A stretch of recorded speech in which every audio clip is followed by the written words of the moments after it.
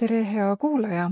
Kuidas ennast tervena hoida ja millal tähelepanu pöörata? Toon teieni astroloogia abi mai tervise heaolu ülevaate. Tuletan ikka meelde, et astroloogia ei asenda arsti diagnoosi, vaid et aitab meil lihtsalt mõista, kust probleem tegelikult alguse on saanud. Mis aga omakorda annab meile võimaluse ennast ise abistada ja näiteks siis oma igapäevaharjumuste muutmise läbi. Seega, järgnev info on mõeldud ainult kasutamiseks hariduslikel eesmärkidel ja enne kui hakkate muutma oma toitumist, tarbima taimseid preparaate või muutma muid harjumusi, konsulteerige kindlasti ka spetsialistiga. 2. mai. Võime kogeda rohkem silmade probleeme, eriti neil siis, kellel on juba hägus nägemine, aga samas on leevendust toov neile, kellel on näiteks kuiva silma sündroom. On hea aeg ka siin oma neere turgutada ja taimselt võib siin olla abiks siis kuldvits.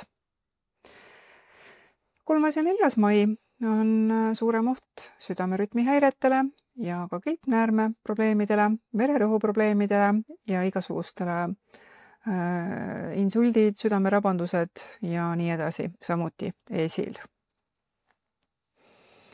5. mai, hea aeg närvisüsteemi elavdamiseks, aju või silmade tervise toetamiseks, kopsude ja ka käte tugevdamiseks sobib ja neile, kellel on näiteks kõnehäireid või kellel on ka nägemisega probleeme, võiks see olla ikkagi siin pigem hea aeg. Ja sobib hästi siin alustada näiteks hõlmikupuu tinktuuri tarbimisega, sest et see toob rohkem hapnikku aiu. Köha puhul, kui seda peaks siin olema, sobivad siin hästi piparmünt ja leedriõie tee ja kui teil leedriõisi ei ole käepärast, siis sobib ka raudrohi asenduseks. 6. kuni 8. mai on mõistlik süüa väga kerget toitu, eriti kui teil on kalduvust kõhukinnisusele. Nahk võib olla kuivem, maksatöö on aeglasem ja sobib hästi siin kerge kõhumassaaž. Õlide tarbimine tuleks siis rohkelt vett tarbida ja võib-olla tarbida ka näiteks lambaläätse või linaseemneid, kui teil on kõhukinnisust, see leevendab. 9. mai võib esineda rohkem neerude, põieprobleeme taas, aga ka hormonaalseid probleeme on siin rohkem. Veenide ja ka vereringe probleeme on rohkem, ehk siis võivad tekkida ka lümfisüsteemi aeglust. Võite kogeda näiteks selja- või jalavalu, jalapaistetusi, turseid, aga ka juuste väljalangemist. Eelistada tuleks siin taas kergeid paaste ja neerusid toetavaid teesid. No näiteks kaseleht, nõges ja võilill võiksid siin sobida. Ja veinide ja neerude toetuseks näiteks hobukastan, raudrohi ja punane ristik. 10. mai. Siit alates liigub Merkuur Mersõnni märgis, mis tähendab seda, et esil on meil kurk, kael, mandlid, kilpnääre, need on kõik eriti tundlikud. Ka kõnevõime, häälepaelad võivad muutuda siin raskemaks, aeglasemaks, kähisevamaks. Lümfisõlmed kaelas, alalõualuu, need võivad siin olla esil mingid probleemid, kas siis näiteks paisuda, põletike seal. Närvisüsteem võib aeglustuda, võib-olla on siis raskem keskenduda, annab võib-olla, on rohkem sellist püsivust, süvenemist. Söögiisu võib suureneda, võib olla siis oht liialdada, eriti magusega ja raske toiduga, mis võib omakorda aeglustada siis seedimist. Kõhukinnisust ja üldse raskustunnet kõhus võib siit alates siis telkida, sellepärast et peristaltika aeglustub. Tuleks siis vältida kuiva ja sellist tärklise rikast toitu. Toimedes sobib siia raudrohi, salvei, tüümian, Islandi samblik, seda siis kurgu ja häälepaelte toetuseks. Sellised soojad, õlisemad seemned sobivad, lambalääts, linaseeme, siiaseemned. Need aitavad siin seda seedimist ja peristaltikat toetavad. Ja on hea jällegi siis kerget paastu pidada ja vältida ülekoormust siis maksale ja ka sapile. 11. mai võib esineda põiepõletikku, herpest, sepsist, ehk siis mädakoldeid, menoraagiat ja võib-olla rohkem siis emakaga seotud probleeme, aga on hea aeg või siis ka valmistada, tarbida ravimtaimi, mis siis väljutavad midagi kehast, et antibiootilised ja viiruse vastased taimed, näiteks siis jällegi raudrohi ja antiseptilised põletikuvastased, sellised uriini eritust soodustavad segud on siin sobilikud. Tuleks vältida äädika ja happesust sisaldavaid toiduaineid. Et need võivad siin ärritada siis neere ja ka kuseteid. Hea aeg, et alustada näiteks detoksiga või mingi muu sellise puhastava kuuriga. Ehk siis on hea aeg puhastuseks. Aga tuleb olla siis ettevaatlik põletike ja seisakute suhtes. Seda juba siis paar päeva enne oleks hea näiteks alustada raudrohuteega. 12. mai on meil täiskuu Skorpionis ja võib tuua siis esile turseid, paistetusi, võib-olla ka palaviku, põletikulisi reaktsioone, seedimine, solestik, nendega seotud probleemid. Küll aga sobib kasutada probiootikume ja soolebiomi tasakaalustamine on siin väga efektiivne ja võib olla ka suurenenud tundlikkus siis nina, hammaste, kurgu, mandlite, munajuhade ja pimesoole piirkonnas.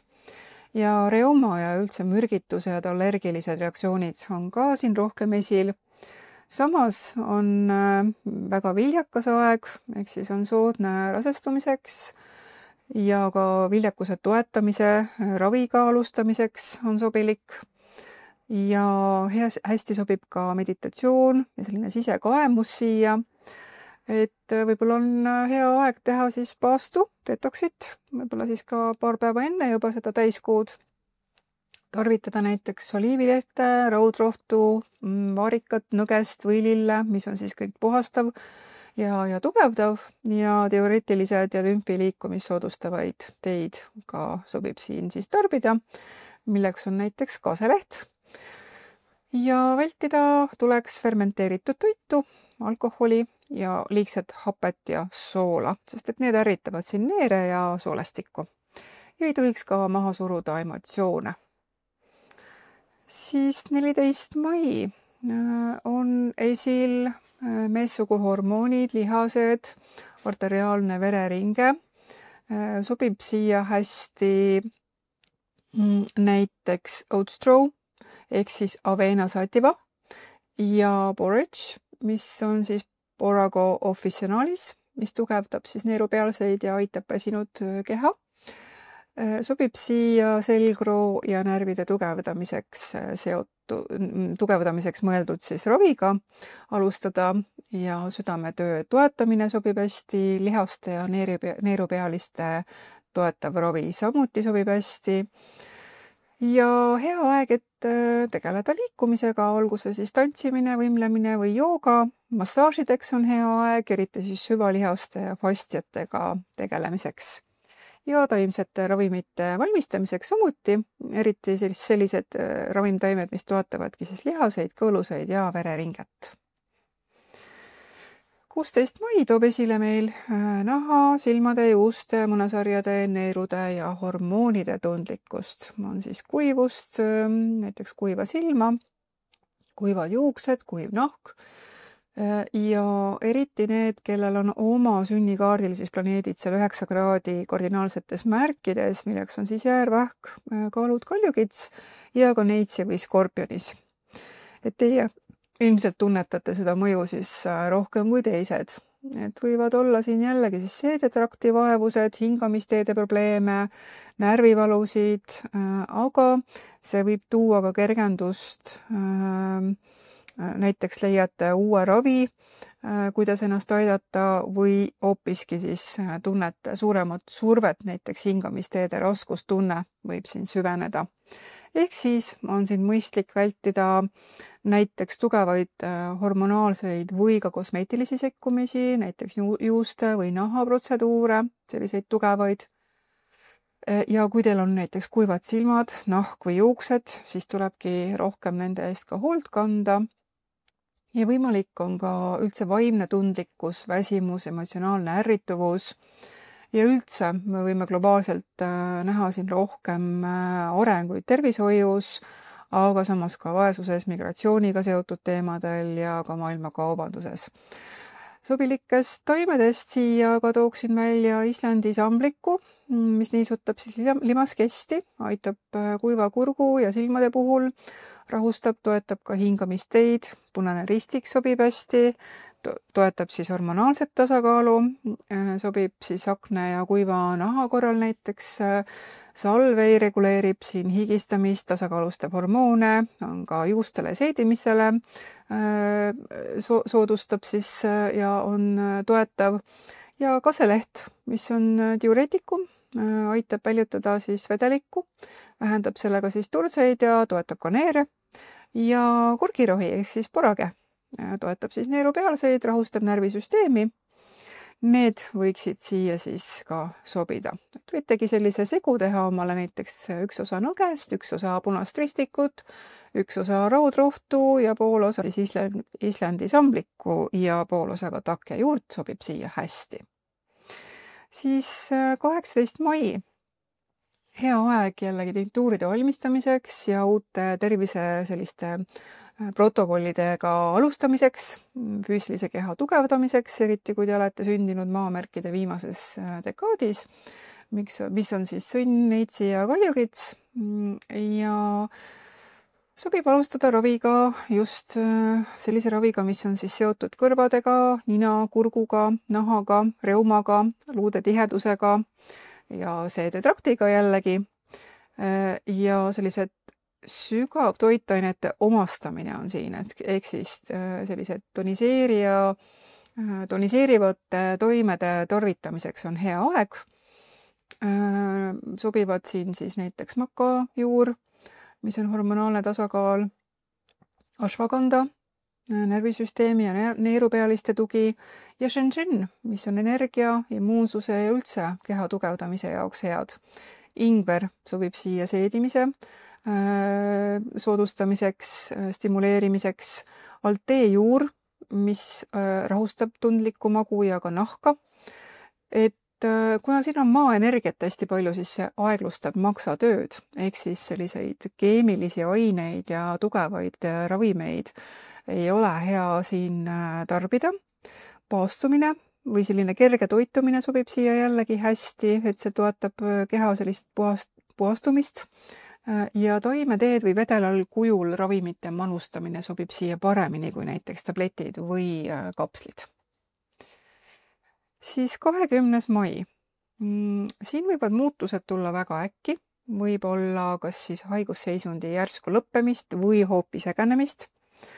Lennuõnnetuste oht on siin ka suurem, nii et võib-olla tasub ka selle peale mõelda, et mitte siis reisida, kui see on nii võimalik. Küll aga toetab siin see aeg närvisüsteemi, kõne, koordinatsiooni, peenmotoorikat, ehk siis kõige selle raviga alustamine sobib siia. Ja hea aeg, et alustada hingamisharjutust joogaga, närve reguleerivate taimede kasutamist. Need sobivad siia hästi.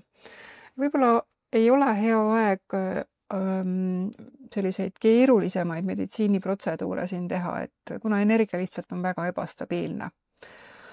Aga on siis hea aeg alustada raviga, mis on seotud kõne ja koordinatsiooniga ja sellised närvisüsteemi toetavad taimed sobivad siia, jällegi ostro, mis siis rahustab ja toidab närve, meliss, tasakaalustab ärevust, toetab seedimist ja harilik aukerpaks näiteks sobib ka siia, sellise liigesse raviks näiteks ja shenzhen ja hõlmikpuu samamoodi, et aju ja sellist keskendumise ergutamiseks. Et võib esineda siin tinnitust, südamerütmi häireid, närvilisust, peapööritust, spasme või selliseid krambisarnaseid reaktsioone. 22. mai, hea aeg füüsiliseks tegevuseks, miks siis tantsimine, massaaž, sport on selline väga sellised emotsionaalsed äärmused, ehk siis rõõm, siis kohe kurbus, siis rahutus, et see aeg mõjutab vaimset tasakaalu, soolestikku, hingamist, eriti just astmaatikutel näiteks, eriti tunnevad seda aega siin need inimesed, kellel on planeedid siis kalade viimastes kraadides. Et võib esile kutsuda sellist ekstsentrilist seisu, võib-olla elu ülevaatust.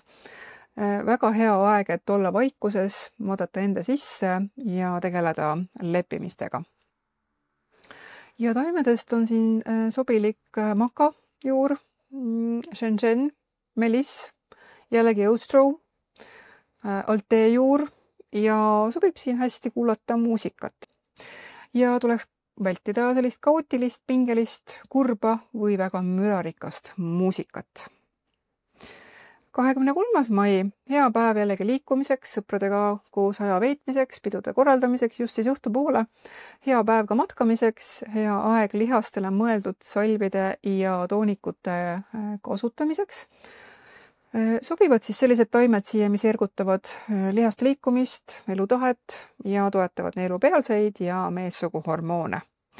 Ja hea aeg ka rauarohkete taimede kasutamiseks. Küll aga, kui teil on juba liigne surve näiteks peas, ehk siis näiteks glaukoom, siis tuleks seda siin ka vähendada, näiteks tugevdades neere. Sobilik taim oleks siis näiteks kuldvits.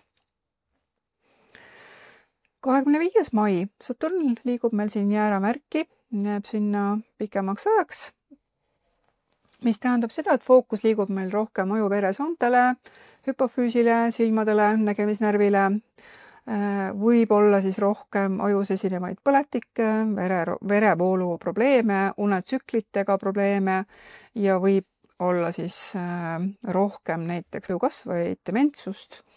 Ehk siis tasub juba võib-olla varakult alustada sellise kalmusjuure tinktuuriga, mis siis ergutab verevarustust ajus või hõlmikpuuga, mis taastab siis kognitiivset funktsiooni. Siis 26. mai, jällegi südame rütmihäire oht, suurenenud selline vererõhk, võib siin kõrgemaks minna ärevus, rahutus, pulss on kiirem, üldine selline südamekoormus on suurem, eriti just tundlikel inimestel, rohkem närvilisust, aga ka jutukust ja sellist vaimset hüperaktiivsust, rahutust, keskendumisraskuseid, unetust, aga on võimalik jällegi ajutegevuse sellist selginemist, on toetus nägemisele, eriti silmade väsimuse või sellise pingutuse korral, aga ei sobi nõelraviks see päev. 27. mai tuleks siin ennetada siis kopsuhaiguseid, eriti just kopsupõletikku. Kasulikud on siin niisutavad taimed hingamisteedele, näiteks 9-vägine ja sobib kergeks liikumiseks, näiteks tennise mängimiseks, jalutuskäiguks või lihtsalt sellised võimlemised sobivad siia hästi. Sellised seisud olid meil siis maikuus.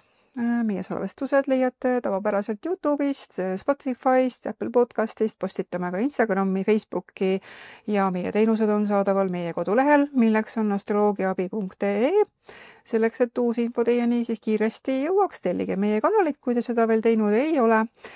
Ja kindlasti lülitage sisse ka kõik teavitused, nii siis saate meie postitustest ka kiiresti teada. Meelgi parem, kui liitute meie kommuuniga YouTube'is. Sealt leiate ka siis täiendavad meditsiini ja astroloogia teemalisi salvestusi. Ja mina tänan teid kõiki ning püsige ikka tervena.